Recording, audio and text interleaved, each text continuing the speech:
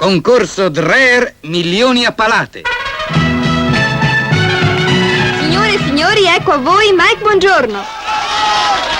Grazie, buonasera a tutti amici ascoltatori e benvenuti al nostro gioco. La nostra Valletta introdurrà ora i concorrenti di questa sera. Eccoli qua. Bisogna proprio dire che i costumi dei nostri nonni erano molto divertenti. Ecco il nostro gioco. Qui ci sono 2 contenitori pieni di palloni. I nostri concorrenti dovranno prenderli, salire sulla piscina e, seguendo i percorsi segnati, infilarli dentro ai cesti. Vincerà chi dei 2, nello spazio di 40 secondi, riuscirà a fare il maggior numero di punti. Allora ai vostri posti di combattimento e attenti ai tuffi, mi raccomando. Avete 40 secondi a partire dal mio segnale. Pronti? Via! Svelti, svelti, i cesti attendono ed i palloni sono molti. Attenzione a dove mettete i piedi e ognuno segua il suo percorso. Lanciate bene, ma non slanciatevi troppo, finirete in acqua.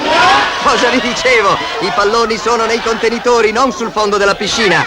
Più svelti il tempo corre. Occhio ai cesti, è in vantaggio il concorrente con la cuffia scura. Mi sa che avete capito male, non è una gara di tuffi ma di canestri. Occhio al lancio, i canestri sono piccoli e state attenti all'incrocio. Qui mi sa che ci vorrebbe un semaforo. Ecco lì, ve l'avevo detto. Il semaforo segnava rosso. Il cronometro corre. Un bel bagno d'estate rinfresca, ma i contenitori sono ancora pieni. Attenzione che qui mi bagno anch'io. Forza! Mancano pochi secondi. 5, 4, 3, 2, 1. Ah! Il tempo è scaduto! Allora chi è il vincitore? Vince il concorrente con la cuffia scura che ha totalizzato 3 cesti in più. Un bel applauso per il vincitore! Stanchi, vero? E allora qui ci vuole una buona birra fresca, una Dreher. Signori, quando bevete una birra Dreher, attenti ai tappi.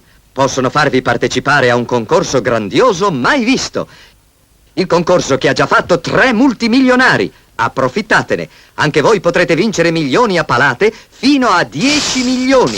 Ricordate, una Dreher, un tappo così, speditelo a Dreher, concorso milioni a palate Milano e buona fortuna.